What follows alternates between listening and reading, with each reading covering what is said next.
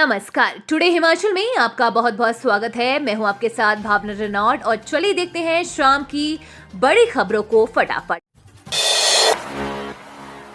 राजधानी शिमला समेत हिमाचल के ऊंचे इलाकों में बर्फबारी शुरू, कुल हुआ मौसम, पर्यटक खुश।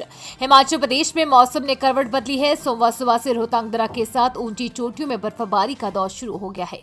रोहतांग में 10 सेंटीमीटर तक ताजा बर्फबारी रिकॉर्ड की गई है। मौसम में आए बदलाव से कुल्लू व लाहौल प्रशासन ने अलर्ट जारी किया है। वहीं राजधानी शिमला में भी बर्फ के फाहे गिर रहे हैं।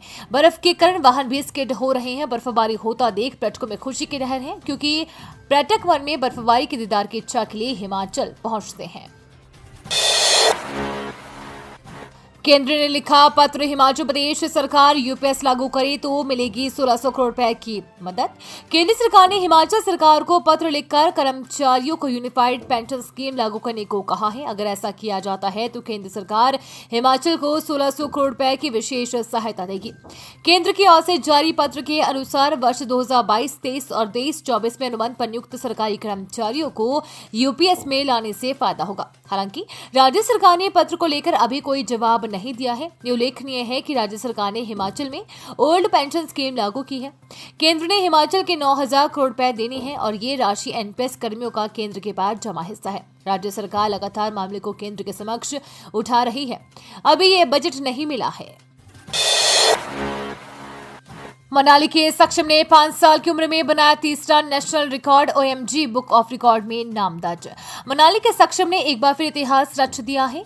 OMG book of record Mumbai में सक्षम का तीसरी बार नाम दर्ज हुआ है। महज 5 वर्ष की उम्र में सक्षम ने 195 देशों के झंडे, उनकी भाषा, मुद्रा और अधिकांश देशों की राजधानी और सभी देशों के नाम की स्पेलिंग सहित याद की है। इतना ही नहीं, बच्चे को मानचित्र पर कौन सा देश कहां पर है इस बात की भी पूरी जानकारी है। सक्षम की असाधारण उपलब्धि ने सभी को चकित कर दिया है। उन्हें चमत्कार बालक का खिताब दिया गया है। उनकी प्रतिभा और मेहनत ने उनके देश का गौरव बना दिया है। अध्ययन अवकाश के दौरान होम्योपैथी डॉक्टर को पूरा वेतन देगी सुक्खू सरकार। मुख्यमंत्री सुखविंदर सिंह सुक्खू ने कहा कि राज्य सरकार ने उन होम्योपैथी डॉक्टरों को 100% वेतन देने का निर्णय लिया है जो पीजी कोर्स करने के लिए अध्ययन अवकाश पर जाते हैं और उनकी पढ़ाई को ऑन ड्यूटी माना जाएगा। इससे पहले उन्हें अध्ययन अवकाश अवधि के दौरान वेतन का 40% मिल रहा था। उन्होंने कहा कि राज्य सरकार पहले से ही अध्ययन अवकाश पर गए और पीजी कोर्स करने वाले एलोपैथिक डॉक्टरों को पूरा वेतन दे रही है और अब सरकार ने होम्योपैथी डॉक्टरों के लिए इसी तरह की नीति अपनाने का निर्णय लिया है। उन्होंने कहा कि राज्य सरकार राज्य के लोगों को विशेषज्ञ चिकित्सा सेवाएं प्रदान करने के लिए प्रतिबद्ध है। खुद सरकार की कल्याणकारी पहल, वंचित वर्गों को मिलेगा आशियाना, जाने कौन होंगे पात्र। मुख्यमंत्री सुखविंदर सिंह सुक्खू ने कहा कि राज्य सरकार ने समाज के वंचित वर्गों के उत्थान और उनके सम्मानजनक जीवन के लिए कई कल्याणकारी पहल की है।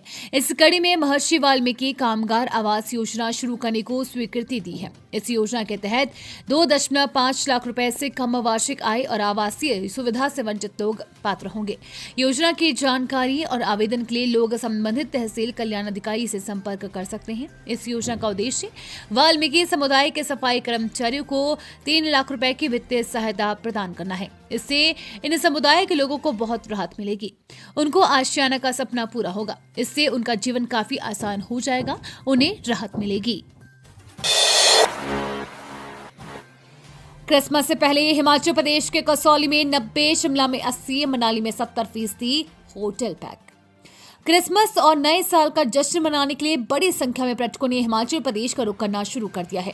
इस वीकेंड से ही शिमला, मनाली, धर्मशाला, डलहौजी, कुफरी, नारकंडा और कसौली सैलानियों से पैक हो गई हैं। शिमला में होस्टलों की ऑक्यूपेंसी 80, जबकि मनाली और धर्मशाला में 70% तक पहुंच गई है। वीकेंड पर कसौली में 90% तक होटलों के कमरे पैक रहे हैं। मौसम विभाग की ओर से प्रदेश में 27 और 28 दिसंबर को प्रदेश में बर्फबारी के पूर्वानुमान के बाद सैलानियों की संख्या में भारी इजाफा हो रहा है। पंजाब, हरियाणा, दिल्ली, उत्तर प्रदेश के अलावा अन्य राज्यों से सैलानी क्रिसमस और न्यू ईयर मनाने के लिए हिमाचल प्रदेश के पर्यटन स्थलों का रुख कर रहे हैं। अन्य पर्यटन स्थलों पर भी सैलानियों की भीड़ उमड़ रही है। राजधानी शिमला में सैलानियों की भीड़ बढ़ते ही ट्रैफिक जाम की समस्या गहरा गई है। बीते 2 दिनों से शहर के कार्ट रोड पर लंबा ट्रैफिक जाम लगा रहा है। रोहतांग में बर्फबारी के बाद मनाली में भी सैलानियों की संख्या में भारी इजाफा हुआ है। सैलानियों की भीड़ बढ़ने से पर्यटन कारोबारी खासे उत्साहित हैं। सड़क पर पलटी कार, चालक की मौत। थाना जुब्बल के अंतर्गत राष्ट्रीय राजमार्ग 705 पर एक कार दुर्घटना में एक व्यक्ति की मौत हो गई है। जानकारी के अनुसार धर्मेंद्र सिंह पुत्र स्वर्गीय भूपेंद्र सिंह निवासी गांव व डाकघर दोची ने पुलिस को बताया कि कल रात करीब 9 बजे जब वो अपने कमरे की ओर जा रहे थे तो उन्होंने एक कार के गिरने की आवाज सुनी।